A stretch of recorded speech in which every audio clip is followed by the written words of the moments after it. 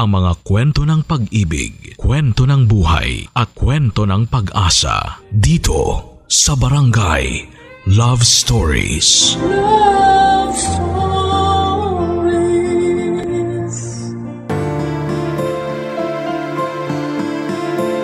Ang mga taong puno ng inggit sa katawan, sa sarili mismo nila'y may pagkukulang. Subukang lawakan ang pananaw at isipan na tayo ay pantay-pantay lamang dito sa mundong ibabaw. Ikaw kabarangay, minsan ka na rin bang nakaramdam ng inggit sa taong malapit sa iyo?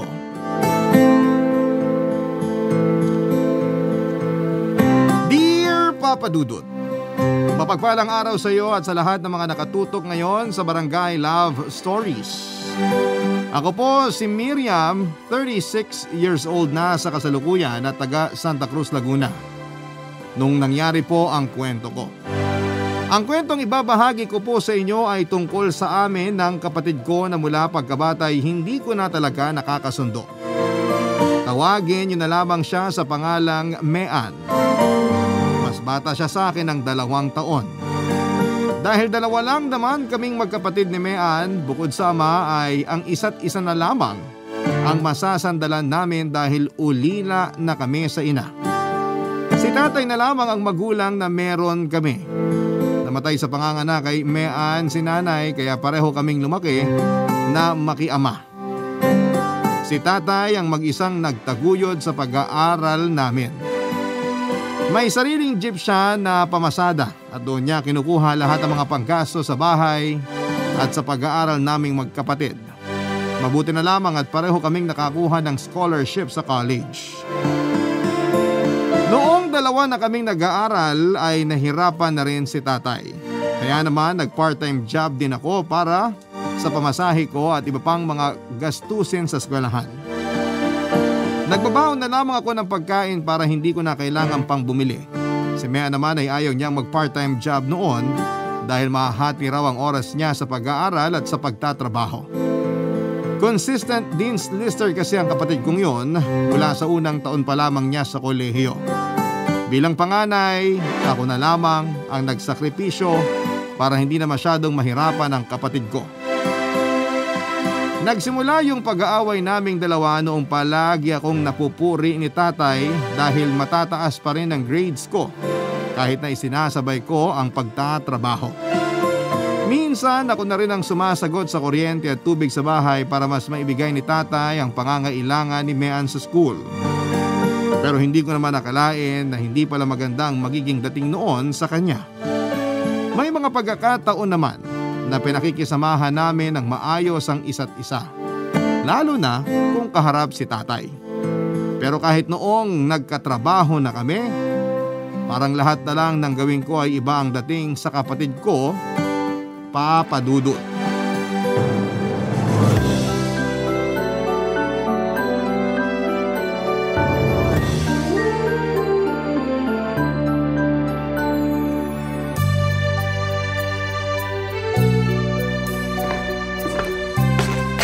Ate, magkano yung babayaran natin ngayon sa kuryente at tubig? Nabayaran ko na. Ano? Di ba sabi ko naman sa'yo ako na sa kuryente at tubig dito sa bahay? Ako nang bahala sa mga bayarin dito. Gamitin mo na lang yung pera mo para sa mga anak mo. Para ano? Ikaw na naman yung mas magaling na anak kay tatay. Sabagay, ganyan naman talaga pag paborito. Hoy ha, hindi ako paboritong anak at walang paborito si tatay. Ikaw lang naman na nag-iisip niyan eh. College pa lang tayo, palagi mo na lang iniisip na may kompetensya sa ating dalawa kahit wala naman talaga.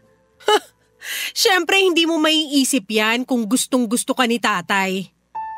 Alam mo, sinusubukan ko naman na pantayan ka, pero hindi mo ako pinagbibigyan. Gusto kong tumulong sa mga gastusin dito sa bahay para naman makita ni tatay na kaya ko na ring tulungan siya pero wala eh. Lahat na lang gusto mo sa'yo. Para ikaw lang yung magaling. Naririnig mo ba yung sarili mo? Para kang bata na inagawan ng laruan. Wala akong intensyon na magmagaling at pagmukain ka na walang kwenta kay tatay. Kaya pwede ba? Umayos ka naman.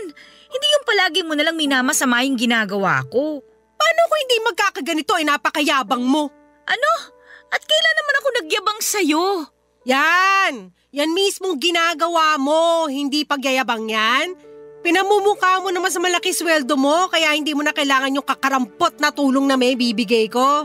Hindi ko nga maintindihan kung anong kinagagalit mo eh. Ginagawa ko naman to para sa'yo. May pamilya ka na, may mga anak ka nang mas nangangailangan ng suporta. Kaya naman hayaan mo nang ako na yung sumagot sa mga gastusin dito. Hindi ba mas nakakahiya naman kung bumibisita ka lang naman dito sa bahay tapos ikaw pa magbabayad ng kuryente at tubig? Hindi mo talaga naiintindihan, no? Ano na lang sasabihin ng mga kamag-anak natin kapag nalaman nilang wala man lang ako na itutulong kay tatay? Sasabihin nila, wala akong kwentang anak. Na makasarili ako kasi inuna ko yung sarili kong pamilya kaysa sa magulang natin na nagsakripisyo para makatapos tayo. Alam mo, hindi naman talaga yung pagsagot ko sa mga gastusin dito sa bahay yung problema eh. Kundi ang pride mo. Masyadong mataas. At saka, baka nakakalimutan mo na dito pa rin ako nakatira. Hindi ba tama lang naman na ako yung gumastos para sa konsumo namin dito? Nandito ka pa rin sa bahay na to kasi sip-sip ka kay tatay. May naman. Hindi ko na kailangan sumipsip. Masyado na tayo matatanda para sa mga ganyang bagay. Ang gusto ko lang, maging maayos tayong lahat. Bakit kasi dito ka pa rin nakatira? Pwede naman bumukod ka na. Gusto mong iwanan ko si tatay, ganun ba? Gusto mo na makatotohanan ng sagot? Oo, ate. Gusto kong iwanan mo si tatay. Bakit kasi hindi ka pa bumuo ng sarili mong pamilya? Alanganin na yung edad ko para magbuntis kaya hindi ko na naiisip yan. Ginusto mo yan eh. Oo, tama ka. Ginusto ko to at hindi ko rin pinagsisisihan. Mas mahalaga si tatay kaysa sa ibang tao. Mas gusto ko siyang samahan, lalo na ngayong tumatanda na siya. At ako, mas ginusto kong samahan yung ibang tao. Eh di lumabas din yung totoo. Ay, ang hirap mo naman paliwanagan, Mean. Bahala ka na nga. Bahala ka nang isipin na sip-sip ako, mayabang ako, bida-bida. Total, hindi ko naman mababago yung tingin mo sa akin, di ba? Lahat ng sasabihin ko, masama sa'yo. Para matapos na to, sa susunod na buwan, ako naman yung magbabayad ng kuryente at tubig. Naintindihan mo? O siya, sige. Ikaw na kung ikaw. Pagod na ako makipagtalo. Gawin mo na lang kung ano yung gusto mo, okay? Total, hindi ka rin naman magpapatalo eh.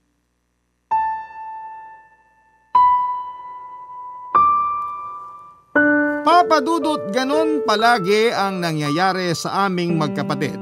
Kahit simpleng bagay lang ay nauuwi pa sa matinding pagtatalo. Palagi kasing iniisip ni Mea na hanggang sa edad naming yon ay nakikipagkompetensya pa rin ako sa kanya. Panganay ako sa aming dalawa, ako yung wala pang sariling pamilya. Mas nakakaluwag ako pagdating sa pera kaya gusto ko siyang tulungan hanggat kaya ko. Kagaya ng ginawa ko noong nag-aaral pa kami, ang kaso'y hindi naman siya tumatanggap ng kahit na ano mula sa akin. Noon pa man ay mataas na talaga ang pride ni Mean. Kung tutuusin nga ay siya yung mas matino sa aming dalawa. High school pa lamang kami noong naging active siya sa simbahan. Wala siyang naging bisyo at hindi siya napaaway sa eskwelahan kahit minsan at consistent honor student pa siya. Tuwang-tuwa nga sa kanya si tatay pero kahit minsan, hindi ako nakaramdam ng inggit sa kanya. Masaya ako sa kahit na anong achievement niya dahil alam kong pinaghirapan niya ang lahat ng mga yon. Ako naman ay medyo naging maloko noong high school pero magaling ako magtago kaya hindi yon nalaman ng tatay ko. Magkaiba nga pala kami ng school na pinapasukan ni Mea noong high school, Papa Dudut, kaya wala rin siyang alam sa mga ginagawa ko. Noong college naman ako ay nabuntis ako ng katrabaho ko sa fast food chain kung saan ako nagpa-part-time. Pero dahil sa stress, sa kakulangan namin sa pera at sa pag-aaral ay nakunan ako, Papa Dudut. Yun na nga ang pinaka masakit kong karanasan noon. Handa naman sana akong panagutan noong ama ng bata pero hindi na nangyari yun dahil wala na yung anak namin. Wala na akong magagawa ng panahon na yon at gaya ng mga kalokohan ko noon. Hindi ko rin yon pinaalam kay tatay. Walang ibang nakakaalam noon kundi ako lamang at yung katrabaho kong nakabuntis sa akin. Tuwing pinupuri ako ng tatay ko sa kasipagan ko sa pag-aaral at sa pagtatrabaho ay gusto kong umiyak. Dahil alam ko kung ano yung nawala sa akin para magawa lahat ng yon. At tuwing sinasabihan ako ni Mea na parang napaka-perfect kong tao na lagi nagpapabida kay tatay ay hindi ko matanggap yon dahil alam ko kung gaano kalaki ang diferensya naming dalawa, Papa Dudut.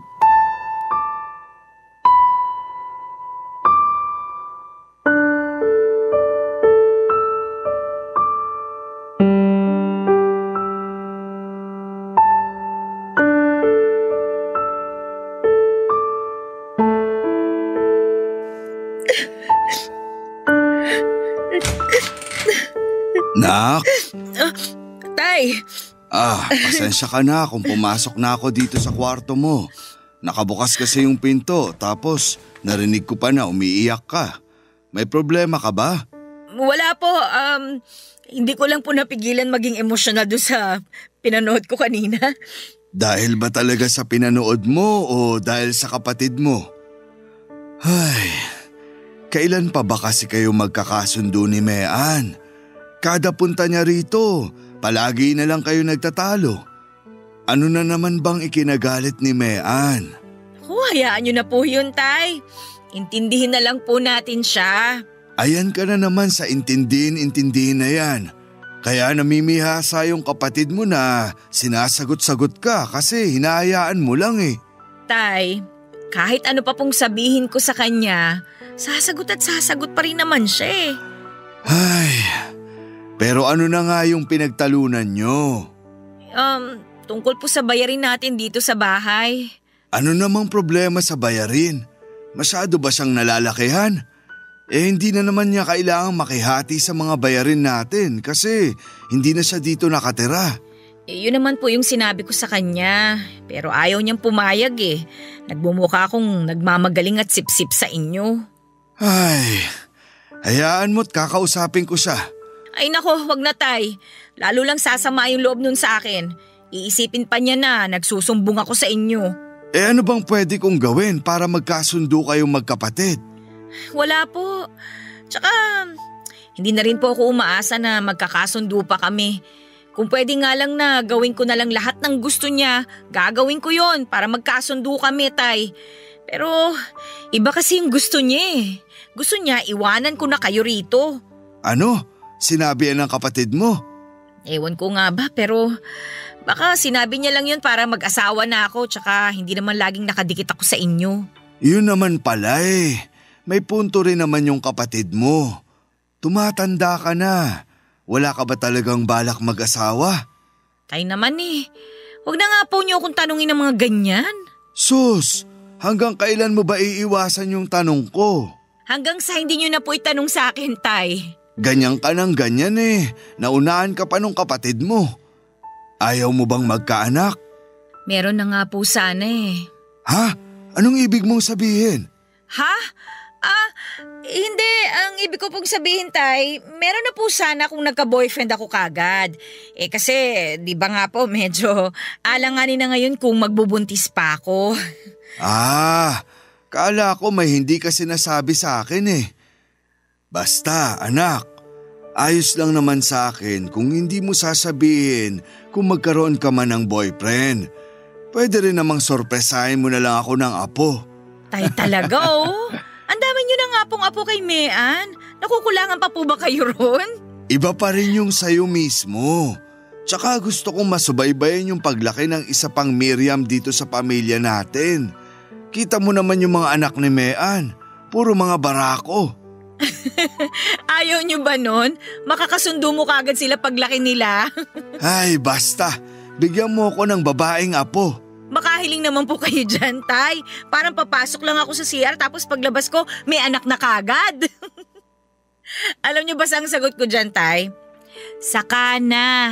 Hindi mo ba talaga kayang pagbigyan ng tatay? Tay, idadaan mo na naman sa ganyan. Kahit konsensyahin pa kita araw-araw, gagawin ko yun. Mabigyan mo lang ako ng apo.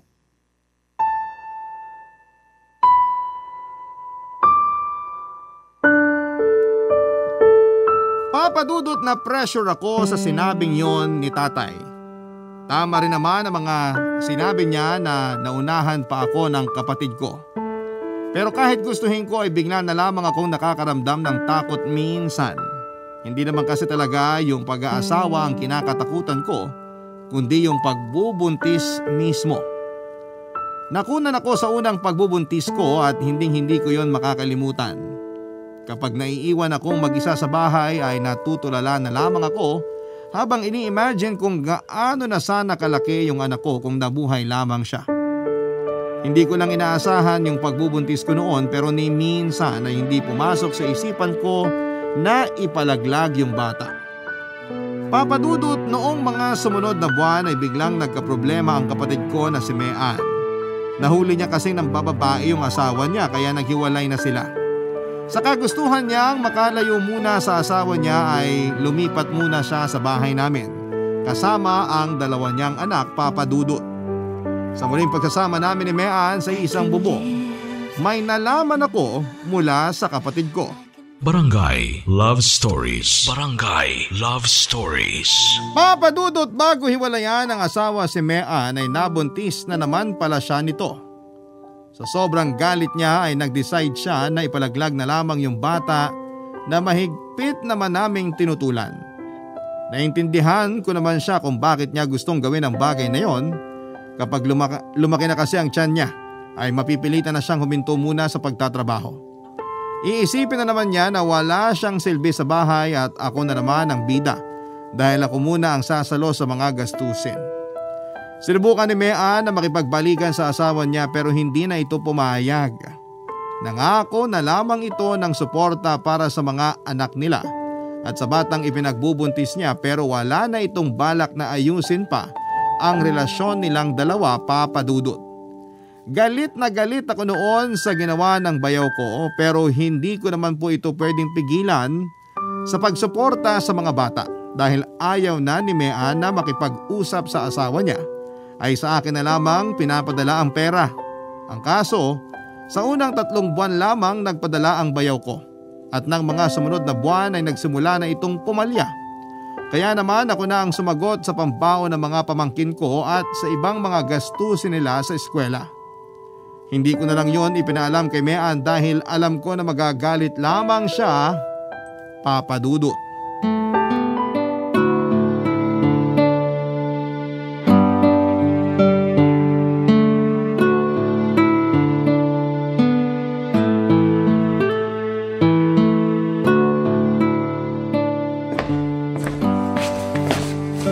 Nak, nakaalis na ba yung mga bata? Nakaalis na po, Tay. Sasabayan ko na nga sana kaso maaga raw sila ngayon sa school. May flag ceremony kasi kaya hindi na nila ako mahihintay. Kung gusto mo, idadaan na kita sa trabaho mo. Mamamasada naman ako ngayon. Naku, wag na, Tay. Iba yung ruta mo Ay, ikaw talaga. Lahat na lang ng tulong tinatanggihan mo. Hindi naman porke tinatanggihan ko Ayoko nang tumanggap ng tulong mula sa inyo. Ayoko lang po talaga na masyado kayo napapagod. Tsaka abala yun sa pamamasada ninyo. Sus, kailan ka pa ba naging abala sa akin? Saka kung inaalala mo na baka mapagod ako mas malakas pa ako sa kalabaw, no? Kayang-kaya ko pa magtrabaho. Hindi pa nga ako senior Batang-bata pa. Hay naku, Tay. Huwag na nga kayong makulit. Hoy Miriam, mag-usap nga tayo. Oh, Mean, gising ka na pala. Pwede bang mamaya na lang pag-uwi ko? Papasok pa kasi ako sa trabaho Hindi na to makakapaghintay kaya mag-uusap tayo ngayon. Mean, bakit ganyan ka makipag-usap sa ate mo? Wala kang galang Tay, pakiusap. Hayaan niyo muna kaming dalawa. Ano ba kasi yung problema nyo? Pag-usapan nyo ng maayos, hindi yung ganyan. Saka may trabaho pa yung ate mo. Tay, please naman! Ay, Tay, sige na ho. Iwan nyo na po muna kami. Kaya na po namin ito. Ingat na lang po kayo sa pamamasada ninyo. O siya, sige. Hindi na ako makikialam. Pero sana naman pagbalik ko buo pa kayong dalawa.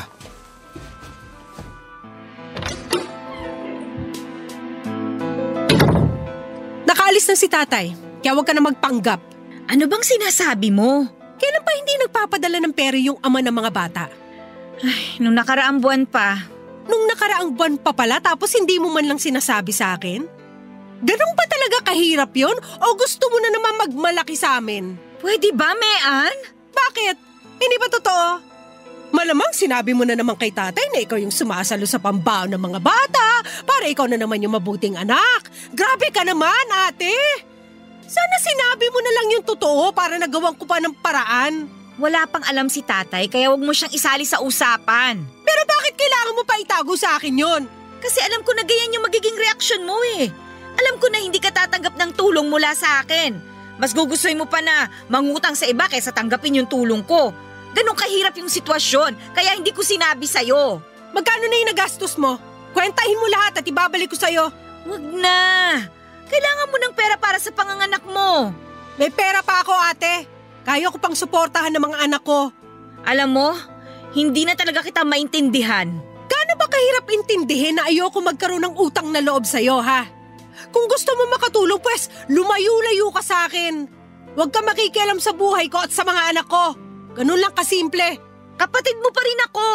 Hindi ko kailangan ng kapatid na katulad mo. Papa Dudut, yun na yata ang pinakamasakit na salitang natanggap ko mula kay Mean. Natulala pa ako noon at hindi ka agad nakapagsalita, pero pagkatapos nang sinabi niya ay hinayaan ko na lang ulit siya sa gusto niya. Maraming beses pa kaming nagtalo kahit sa kaliit-liitang bagay mula noong magsama na ulit kami sa isang bahay dahil ayaw niyang tumanggap ni isang kusing mula sa akin. Pero hindi ko na ipinilit pa na maging okay kaming dalawa. Kung ibang tao lang siguro siya, Papa Dudut, ay pasasalamatan pa ako sa ginawa ko. Baka kung may ibang tao na nakakarinig sa pagkatalo namin kung sino ang magbabayad ng kuryente at tubig, ay hingin na lamang sa amin yung pera para tapos na ang problema. Ang hirap niyang pakisamahan. Napapagod na rin ako noon sa mga away namin. Ilang taon na rin kasing parang ang bigat sa dibdib pag magkasama kaming dalawa. Alam ko kung gaano kagusto ng tatay namin na magkasundo na kami, pero hindi yun nangyayari dahil sa ugali ng kapatid ko. Hanggang sa dumating ang araw na kinakatakutan ko. Nanibago ako dahil nasanay na akong mas maaga pang nagigising sa akin si tatay. Wala naman siyang pasada ng araw na yon at wala rin akong pasok sa trabaho, kaya hinayaan ko na lamang siya na magpahinga muna. Pero hanggang sa umabot na ang 9:00 ay hindi pa rin lumalabas ng kwarto si tatay. Kaya medyo kinabahan na ako noon.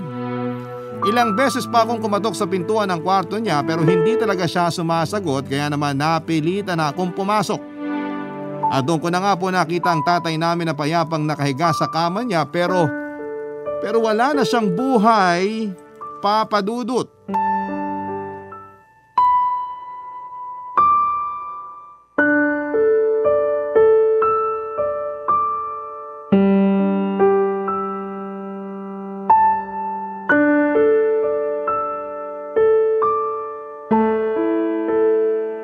Parang masyado ng tahimik itong bahay.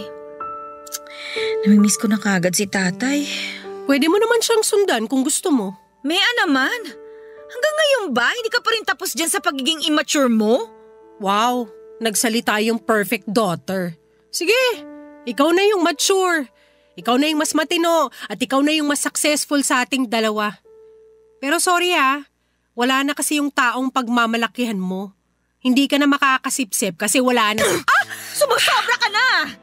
Kung dati, kaya ko pang palampasin yung kawalan mo ng modo bilang respeto na rin kay tatay, pues ngayon hindi na, Mean. Nawala na yung ama natin. Tapos yan pa rin ang iniisip mo? Yung pakikipagkumpetensya mo sa akin? Hindi na mawawala tong nararamdaman ko hanggat nakikita kita. Ganon. Gusto mo akong umalis dito sa bahay para sa'yo na to? Oo. Gusto kong umalis ka na at mawala ka na rin sa buhay ko. Ang laki naman masyado ng galit mo sa akin. Kung makapagsalita ka, parang gusto mo na akong isumpa. Tsaka bakit ako aalis? Malinaw naman na sa ating dalawa iniwan ni tatay itong bahay. Ito lang ang pinamana niya sa atin, kaya dapat dalawa tayong mag-alaga nito. Hindi ko gusto na kasama kita rito. Eh di umalis ka. Bakit ako yung mag-a-adjust dyan sa kagaspangan ng ugali mo? Kung ayaw mo ako makita, di pumikit ka. Alam mo, walang patutunguhan tong usapan na to eh. O buti alam mo. Kaya ko ako sa'yo, magpahinga ka na lang doon sa kwarto mo at palamigin mo yung ulo mo. Baka sakaling sa susunod na mag-usap tayo, matino ka na kahit papano. Ewan ko sa'yo! Bahala ka dyan! Ewan ko rin sa'yo!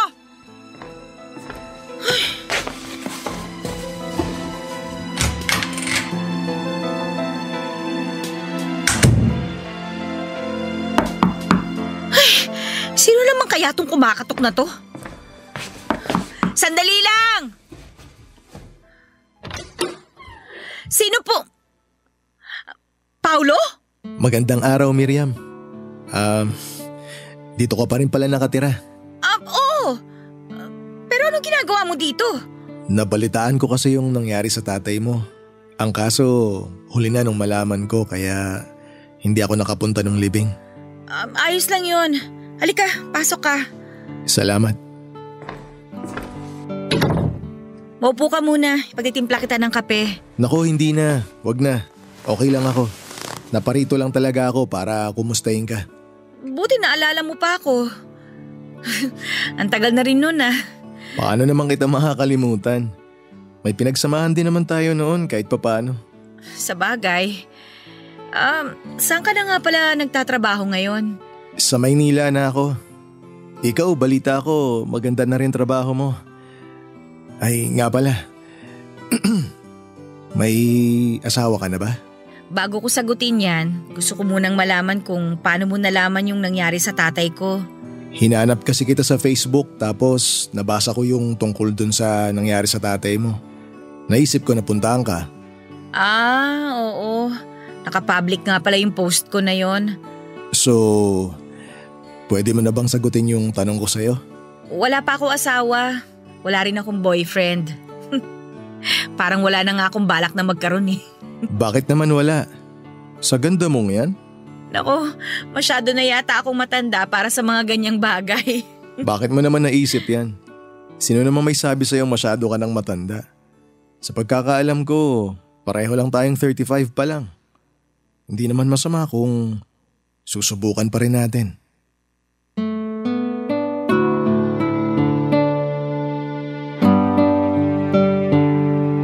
Papadudot matapos ang ilang taon na puro trabaho lamang ako ay muli akong nakaramdam ng kilig dahil sa sinabing yon ni Paulo. Si Paulo nga pala yung katrabaho ko noon na nakabuntis sa akin. Naging maayos naman kami noon sa kabila ng nangyari sa anak namin.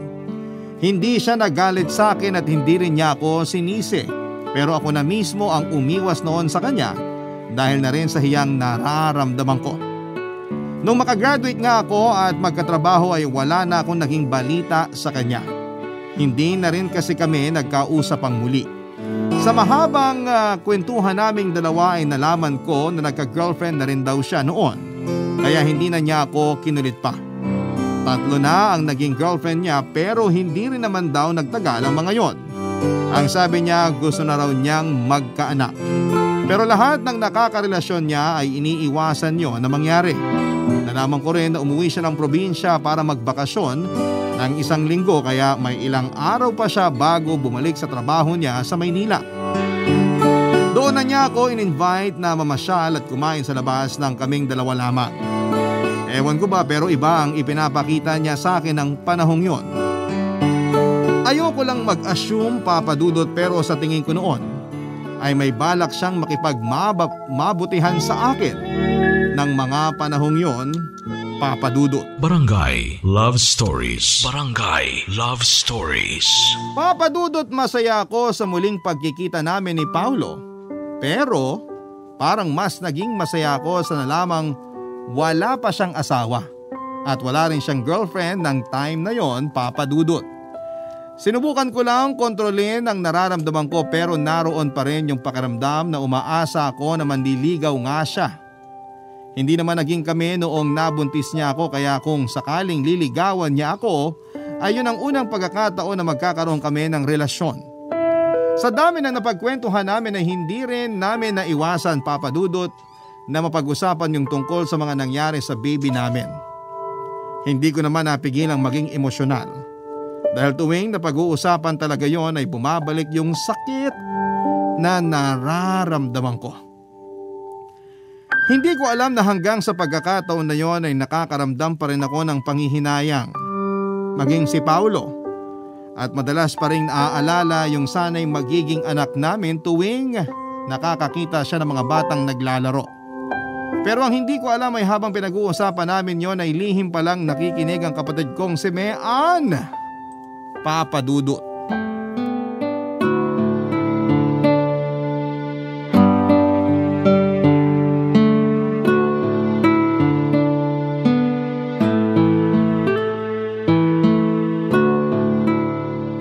Ate, ako na yung magluluto ng hapunan natin. Ano bang gusto mong ulam? Ha? Sabi ko, anong gusto mong lutuin ko para sa hapunan? Alam ko, narinig ko yun. Pero bakit ikaw ang magluluto? Bago yun ah. Ate naman eh. Ngayon ko na nga lang gagawin to tapos gaganyanin mo pa ako. Naninibago lang kasi ako sa'yo. Parang kaninang umaga lang eh. Galit na galit ka pa sa akin. Tapos ngayon, parang bigla ka naging maamong tupa. Ay, pasensya ka na kanina ate. Medyo mataas pa kasi emosyon ko nun kaya naging ganun ako sa'yo. Yun lang tapos biglang okay ka na? Bakit parang ayaw mo na maging okay tayo ate? Alam mong hindi yun ang ibig kong sabihin, Mean ha? Gusto ko lang malaman kung ano yung nakapagpabago dyan sa isip mo. Ang totoo niya na ate, narinig ko kasi yung pag-uusap niyo nung bisita mo kanina. Hindi ko naman sinasadya. Palabas kasi ako ng kwarto tapos narinig ko yung tungkol sa naging pagbubuntis mo noon. Alam mo na pala. So ano, wala ka bang entry ngayon? Meron ka ng malaking bala sa akin ngayong alam mo nang nabuntis ako nung college pa lang ako. Hindi ako ganun ka-insensitive ate. Alam kong may hindi tayo pagkakaunawaan at malaki yung inis ko sa'yo. Pero sa ganitong pagkakataon, hindi ko kayang gamitin yon para i-down ka. Ina rin ako ate. Alam ko kung gaano kasakit yung pakiramdam na mawala ng anak. Pero sana sinabi mo yun sa amin ni tatay. Bakit pa? Hindi naman importante yung nararamdaman ko noon. Ikaw, sobrang busy ka sa pag-achieve ng goal mo na maging consistent dean's lister. Kasi pangarap mo na maging cum laude. O tapos ako, hindi na nga ako kasing talino mo, nabuntis pa ng hindi ko naman boyfriend. Kung sinabi mo yun… Kung sinabi ko, ano? Magbabago ba yung tingin mo sa akin? Sa pagkakakilala ko sa'yo noon, baka tawanan mo lang ako tsaka ipahiya sa maraming tao. Hindi ko naman ginusto na mawala ng anak eh. Kahit sa maling panahon siya nabuo, kahit kailan, hindi ko naisip na ipalaglag siya.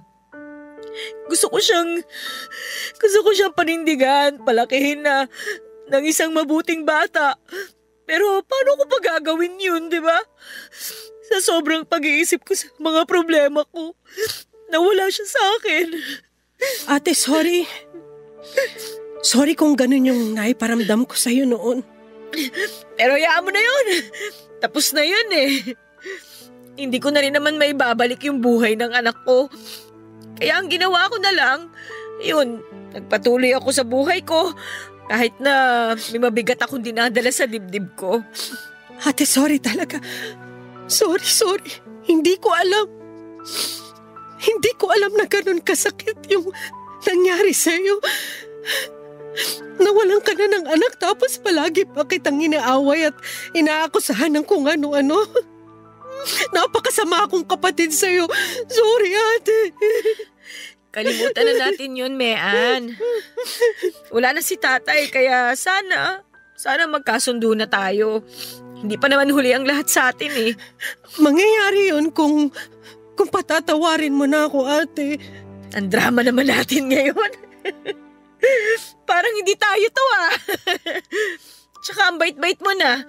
Sino bang sumapi dyan sa katawan mo ha? Baka mamaya sinapian ka na ni tatay ha? Ate naman eh. Nakikipag-ayos na nga, nangiinis ka pa. So sige na. Pinapatawad na kita. Ayos na yon, okay na yon. Wait lang ate. May ibibigay pala ako sa'yo. Ano yon? Ito. Piso? Ano naman ang gagawin ko rito? Galing yan kay tatay. Hindi ko alam kung bakit pero sabi niya, kapag nagkabati na raw tayo, ibigay ko yan sa'yo. Papa Dudut, doon na nga kami nagkasundo ng kapatid kong si Mean. Tinanggap ko yung binigay niyang piso. Nang hawakan ko yun ay parang naramdaman ko rin si tatay. Hindi ko kasi alam na kinausap na niya si Mean bago pa siya mawala para makipag-ayos na sa akin. Hindi ko makakalimutan yung piso na yon kasi noong bata pa kami, yun ang una naming pinag-awayan. Sabi kasi ni tatay, hati raw kami pero dahil pinag-awayan lang namin yon ay binawi na lang niya at saka tinabi. Sobrang saya ko noon, Papa Dudut, and finally ay natapos din ang bangayan namin ni Mean. At nangyari lahat ng yon dahil sa muling pagdating ni Paulo sa buhay ko. Natuloy yung mga plano naming date at pamamasyal ng kaming dalawa lamang. Bumibisita pa siya sa bahay para makipagkwentuhan sa akin at sa kapatid kong si Mean. Natuwa naman ako dahil magkasundo silang dalawa. Hindi kasi nakaranas na magkaroon ng kuya ang kapatid ko dahil dalawa lang naman kaming magkapatid at pareho pang babae. Kung nabubuhay pa sana si tatay, siguradong sobrang saya niya sa mga nangyari. Gayunpaman, kahit na hindi na namin noon kasama si tatay, naramdaman namin na masaya na siya kung nasaan man siya. At syempre tungkol naman sa love life ko, totoo nga palang hindi pa huli ang lahat para sa mga babaeng nasa mid-30s na ang edad. Hindi totoo na sa pera na lang tayo kikiligin. Pwede pa rin palang kiligin kapag dumating na sa atin ang tamang tao. Bago bumalik sa Maynila si Paulo ay formal na nga niyang sinabi na manliligaw na nga siya sa akin. Sinagot ko rin naman siya matapos ang ilang buwan ng panliligaw niya. Hindi naman naging hadlang ang distansya namin sa isa't isa dahil nagkikita pa rin kami tuwing weekend. Pero dahil nakakapagod din naman ang biyahe ay nagplano na akong lumipat ng trabaho sa Maynila. Pero bago yon ay kinailangan ko munang manatili pa ng isang buwan sa kumpanya habang naghahanap pa ng kapalit ko, Papa Dudut.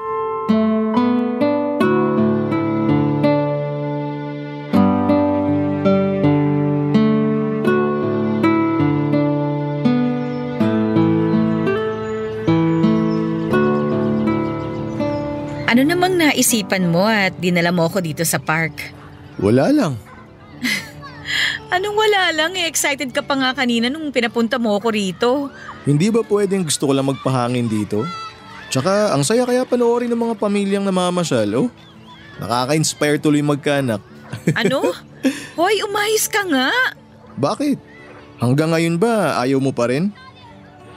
Ay, nakakatampo na yun ah. Buti pa nung college pa lang tayo. Kahit hindi pa tayo, pumayag ka Tumigil ka nga ah. Babanggitin mo pa talaga yon. Nakakahiya kayang pag-usapan. Oh, last time sukang-suka ka kapag nakakarinig ka ng babaeng nagpapabebe. Tapos ngayon, bigla ka na rin naging ganun. Alam mo, isang asar mo pa talaga, uuwi na ako. Uy, teka lang naman. Walang uuwi hanggat walang sumasagot ng oo sa akin. Sandali lang, may kukunin ako. O eto. Ano yan? Para saan yung maliit na kahon na yan? Han? Han, kahit wala pang isang buwan mula nung sagutin mo ko, alam ko at sigurado na ako na ikaw yung babaeng gusto kong makasama habang buhay. Huy, ano ka ba? Seryoso ako. Ilan na yung naging girlfriend ko noon pero hindi ko naramdaman sa kanila yung saya at contentment na hinahanap ko kasi sa isang relasyon eh. Sorry, alam kong sobrang madrama na tong sinasabi ko pero alam mo naman na mahal kita, di ba? At wala na akong planong pakawalan ka pa. Kaya Han, gusto kitang tanungin ngayon. Handa ka na ba? Handa ka na bang pakasalan ako? Siyempre naman! Paano ko naman tatanggihan yung isang kagaya mo? Bukod sa mabait, responsable pa. Dun pa lang sa gusto mo akong panagutan nung nabuntis mo ako, nakuha mo na ako eh. Pero hindi pa kasi ako nun handang makipagrelasyon. Alam mo naman yun, di ba? Kaya ngayon na okay na lahat. Wala nang dahilan para tanggihan kita. Whew! Han, thank you ah. Finally, eto na. Yun! Sobrang saya ko. Oh, isuot mo na tong singsing. Dali! Akin na yung daliri mo. Ayan. Bagay na bagay sa'yo, no? Oh, Mean! Uy, grabe naman yung reaksyon nyo. Para kayo nakakita ng Diyos ang multo. Sabi ko na eh, kayo talaga yung nakita ko kanina. Teka sandali, mukhang may naganap na proposal ah. Late ka na. Ay, teka, ano ba ginagawa mo rito sa park? Huwag mo sabihing may ka-date ka rin. Naku, sana nga meron ate. Pero wala eh. Nandito lang ako para tumambay habang hinihintay yung uwian ng mga bata. Tsaka nakakainip din sa bahay. Sa bagay, pero hindi ka ba nahihirapan? Malapit ka na mga anak ah. Kaya ko pa naman ate. Tsaka para namang ang layo-layo nitong park sa atin eh, ilang minuto lang naman yung biyahe. Pero teka, bago lumayo yung usapan, sagutin niyo muna yung tanong ko. Magpapakasal na kayo no?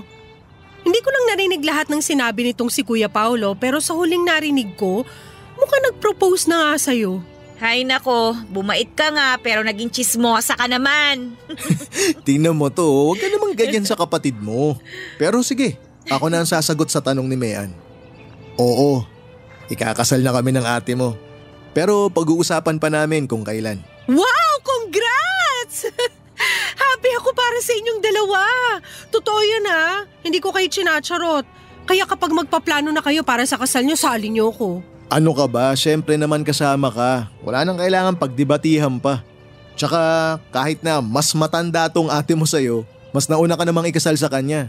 Kaya sigurado ako na malaki yung may tutulong mo sa preparation ng mismong kasal. Nakakaloka ka, Kuya Paulo. Harap-harapan mong pinapamukha sa ate ko yung edad niya. Kaya nga eh. Ay, ibalik ko kaya tong engagement ring na binigay niya. Go ate!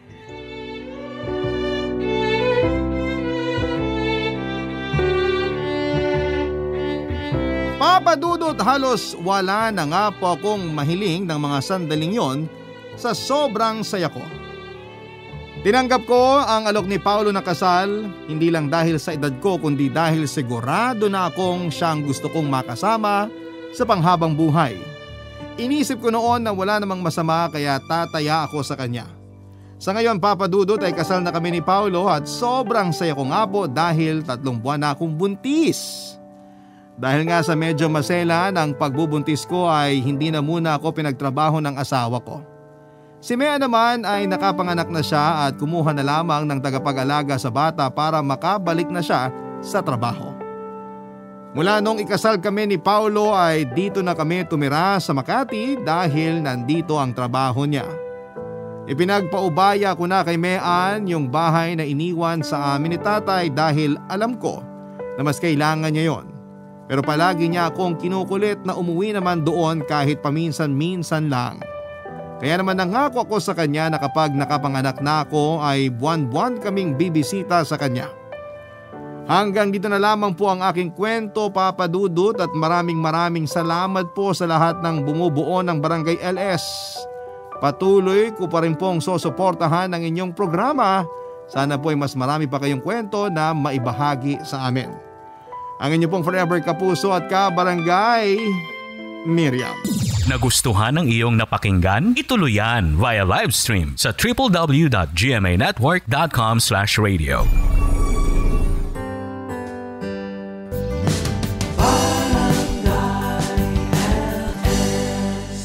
Forever.